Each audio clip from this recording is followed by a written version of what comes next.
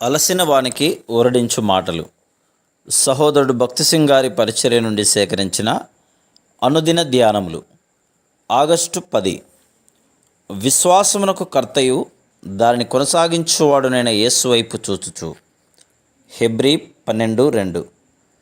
సృష్టి ఆరంభము నుండి మానవుడు అన్నీయూ స్వతంత్రించుకొనవలనది దేవుని కోరిక అయి ఉన్నది. ఆయన మొదటి మానవుడైన ఆదామును చేసినప్పుడు అతనికి శక్తిని, అధికారమును, ఆధిపత్యమును ఇచ్చెను.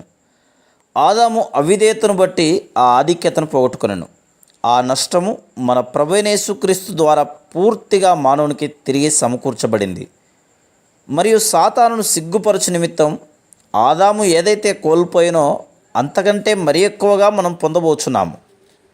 నీలో నిత్య జీవము సమృద్ధిగా స్వేచ్ఛగా ప్రవహించనారంభించినప్పుడు ఈ మర్మమును నీవు తెలుసుకొనగలవు. 1 కొరింథీ 2:9 మనకు ఇట్లు జ్ఞాపకం చేయబడుచున్నది.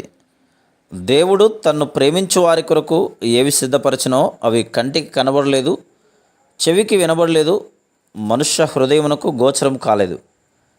ఈ సంగతులను మానవ జ్ఞానంతో కానీ, మానవ ఆలోచనతో కానీ, బైబిల్ జ్ఞానంతో కానీ మనం అర్థం చేసుకోనలేము.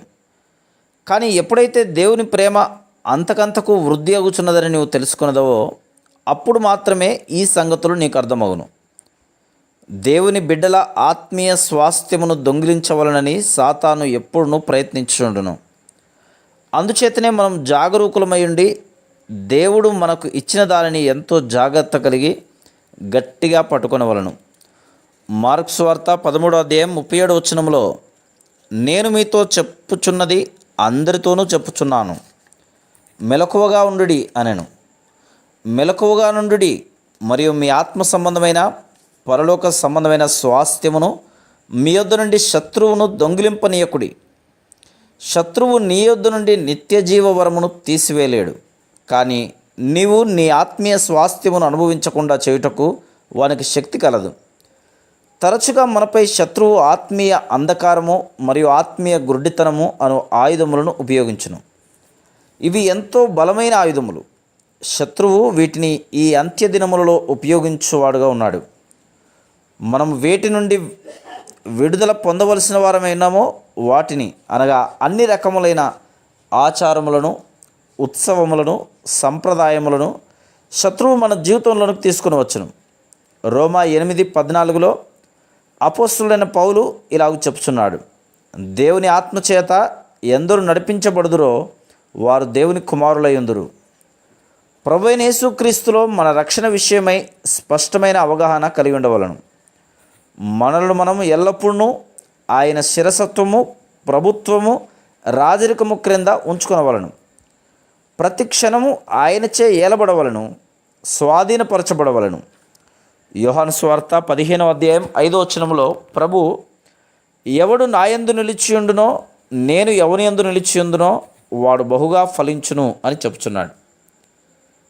నేను మార్పు చెందిన తర్వాత నా హృదయంలో వాక్యము కొరకైన గొప్ప ఆకలిని కనుగొంటిని. మరియు ఆ దినములలో అనేక గంటలు నేను మోకాళ్ళపై దేవునితో సమయం గడిపితిని. ఏ విధమైన కష్టము లేకుండానే దేవుడు నన్ను ఈ లోక సుఖముల నుండి, ఆకర్షణ నుండి విడిపించను.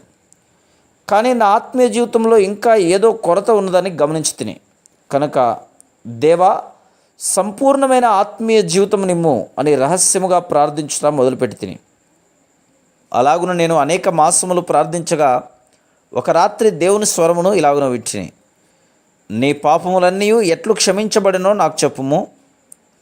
అప్పుడు దేవా, నేను ఘోరమైన పాపిని నమ్ముచున్నాను. నా పాపముల కొరకై నీవు రక్తము కార్చి ఆ రక్తము ద్వారా నన్ను క్షమించితివి అని చెప్తిని.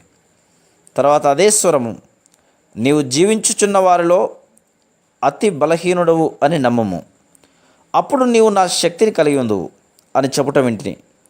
ఈ మాటలే నా అనుభవమైనవి. దేవుడు ఇట్లు చెప్పెను, నాకు వేరుగా నేను లేకుండా మీరేమీ చేయలేరు. అప్పుడు ప్రతి దానికిని మాట్లాడు ప్రతి మాట విషయంలో, ప్రతి ఆలోచనకు, చేయవలసిన ప్రతి ప్రణాళిక కొరకు దేవునిపై సంపూర్ణముగా నేను ఏ రీతిగా ఆనుకొనవలనో తెలుసుకొని ఉన్నాను. ప్రతి చిన్నదానికి కూడా ఆయన దగ్గరకు వెళ్ళవలసిందే.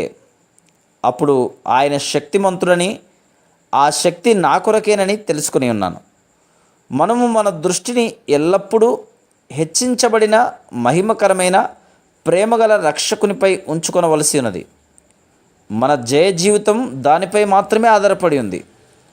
బైబిల్ జ్ఞానంపై కానీ, దీర్ఘ ప్రార్థనలపై కానీ, ఉపవాసములపై కానీ, ఇతర అర్హతలపై కానీ కాదు.